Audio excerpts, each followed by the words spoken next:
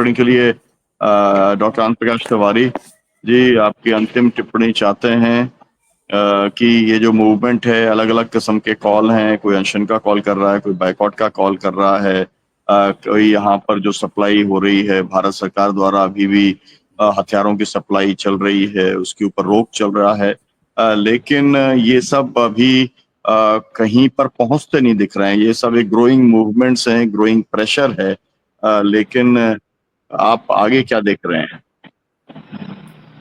देखिए, हम तो जो देख रहे हैं वो इजराइल और फिलिस्तीन को लेकर के इजराइल के प्रति आक्रोश है, लेकिन फिलिस्तीन के प्रति मैं देख रहा अवसाद की स्थिति बन रही है। सब लोग चाह करके भी उसकी मदद नहीं कर पा रहे हैं।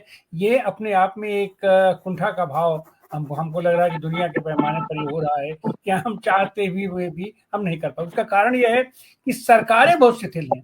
सरकार के स्तर पर इस पर कोई पहल नहीं उठाई जा रही है, और उसमें खास करके अगर भारत में हम देखें तो भारत में सबसे जो दुखद स्थिति है कि चाहे सत्ता पक्ष हो और चाहे विपक्ष हो, जो राजनीतिक दल हैं, जो राजनीति जो अपना पॉलिटिकल सिस्टम है, उसमें कहीं से फिलिस्तीन के प्रति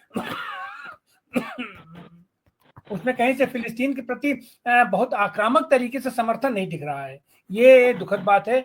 और भारत ही ऐसा देश है, हमको ऐसा लगता है कि भारत ही आज की तारीख में भी ऐसा देश है जो इतने बड़े समूह का नेतृत्व किया करता था।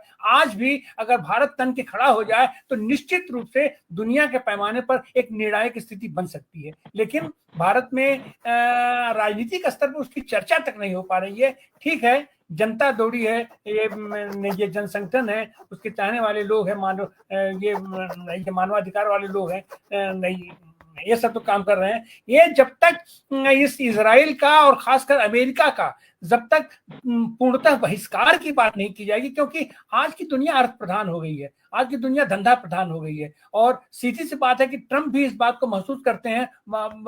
उनको नाज है अपने अपने टैरिफ वार के ऊपर, उनको नाज है कि हम अपने धंधा का वो दिखा करके युद्ध रुकवा दे रहे हैं। तो जब तक और अमेरिका का बहिष्कार किया जा सकता है, दुनिया के पैमाने पर किया जा सकता है। अगर ये हो जाए और 4, 6, 10 सरकारों की तरफ से भी अगर इसकी शुरुआत हो जाए तो हमको लगता है कि हम कुछ फिलिस्तीन की जनता के संबंध में हम कोई कदम अपना उठा पाने की स्थिति में होंगे। नहीं तो जनता के स्तर पर हम खाली चाह के, खाली सोच के उसको हम नहीं कर पा रहे हैं, इसको स्वीकार करते हैं। जी बहुत बहुत शुक्रिया। मुझे लगता है कि ये कॉरपोरेट पावर और पीपल्स पावर के बीच में एक किस्म का बड़ा संघर्ष है। एक तरफ मिलिट्री पावर और वो जो लोग ऐसे हैं कि जो इसमें विश्वास रखते हैं कि ये एनिलेशन ऑफ ऑल वेपन्स, वो लोग इसके बीच का संघर्ष है। तो असल में एक वैचारिक संघर्ष भी है, व्यापारिक हितों का पूरा मसला भी है, इसके अंदर पावर डायनेमिक्स भी है। लेकिन हम लोग ये बात कह सकते हैं, स्पष्ट तौर पर दिखाई दे रहा है कि फिलिस्तीन के समर्थन में जो एक दबाव है इजराइल और अमेरिका के ऊपर, वो लगातार बढ़ता चला जा रहा है। और ये हम लोग मानते हैं, जैसा मैं लगातार बोलता हूं, कि जब पेड़ कटना शुरू होता है तो आखिरी एक कुल्हाड़ी जब पड़ती है तो वो पेड़ गिर जाता है।